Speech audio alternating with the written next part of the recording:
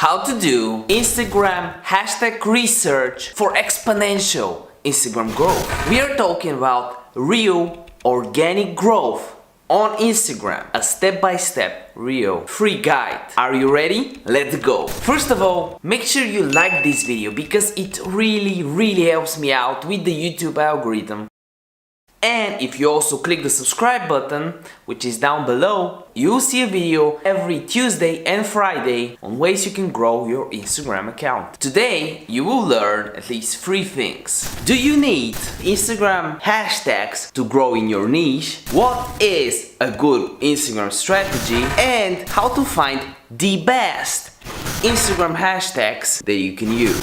So first of all, do you need Instagram hashtags in your niche? You might be looking at some Instagram accounts in your niche and you might be seeing that they aren't really using any Instagram hashtags. So you might be thinking to yourself, well, if they're not using any Instagram hashtags and they're growing and we're in the same niche, I don't really need to use Instagram hashtags. But is that really the case? Look, here is the game plan. I am handing you my playbook. I will tell you how the Instagram algorithm works in terms of reach. First, you post a piece of content, whether that is a photo or a video, it gets distributed and you start getting some home reach. This means it's being distributed to your followers.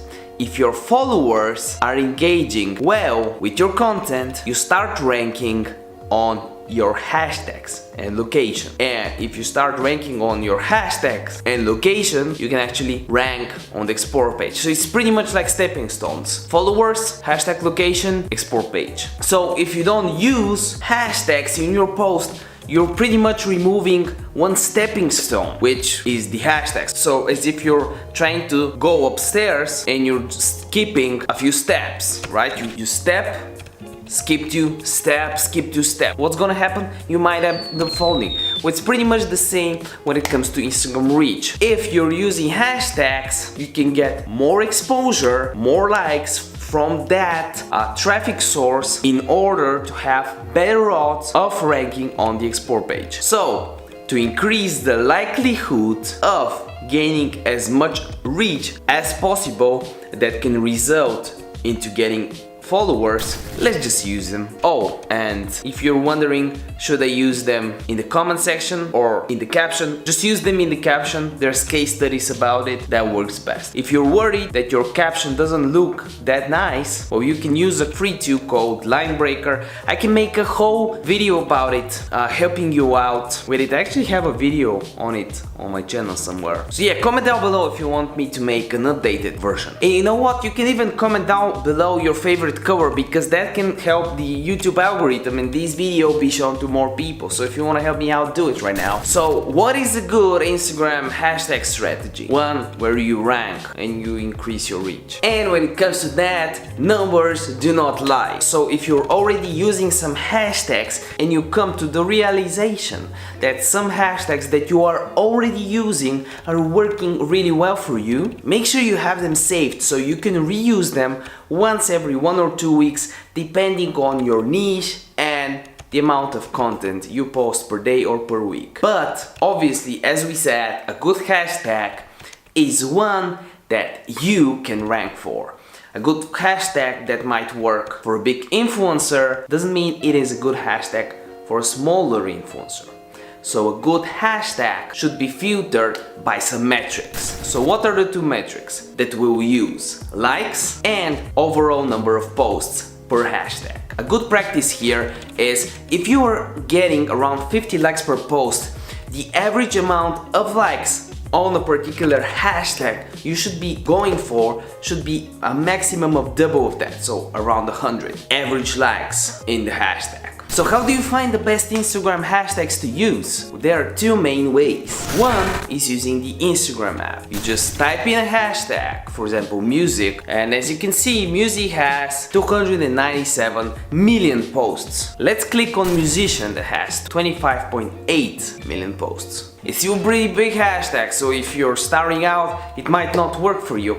This is exactly what I did for 2 musician clients of mine yesterday. I literally did that. So if you were one of those 2, comment down below. But yeah, musician, 25.8 million posts. This is a very wide hashtag. My guys couldn't really rank for that. So what we did was we checked the related hashtags. And we found out that a hashtag like the first one, musicians of Instagram, might be a little bit better fit. So we click on it and we find out it has 969,000 posts.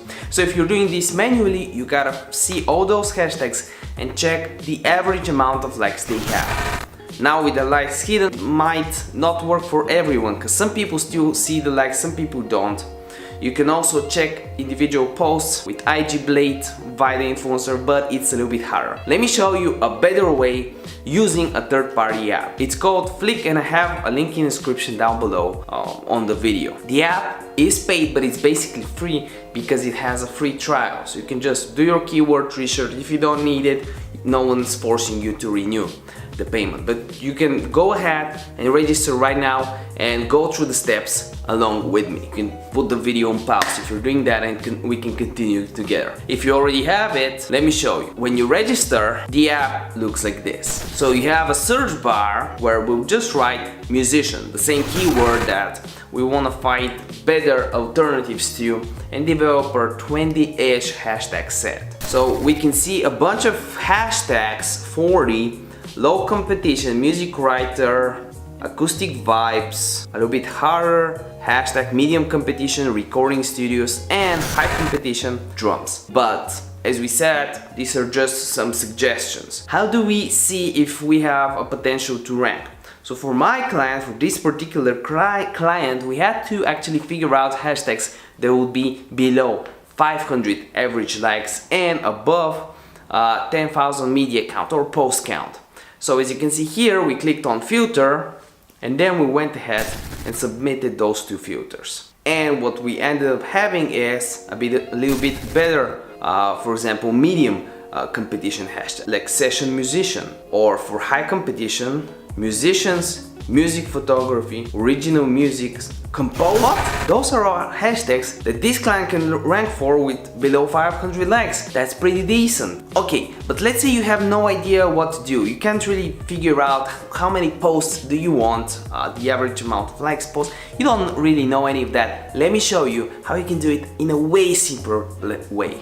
You click the filters again, but now you click on the option to configure Flick to get suggested filters. So we'll go ahead, click on that, and now after we sign in, authenticate our Facebook account, choose our page, Instagram account that we want to use, it automatically chooses the right settings for us. So for this particular page, actually used minimum, it always has to be above 162 and below 485. Media count above 10k and less than 1.7 mil. So that's so simple. I can literally do all the clients for my posts, for my Instagram accounts, just like that. And I can also adjust the competition as I go. It can be dynamic hashtags. I don't just have to do 300 hashtags when I onboard a client or when I just register an account. I can switch them up. When I have 100 followers and I'm getting 10 likes, 20 likes, I can use a certain amount of hashtag sets. Then I can get better, level up my hashtag game. So yeah, if you didn't sign up already, check the link in the description down below. It's an affiliate link, so you're also helping me out. And if I managed to help you out,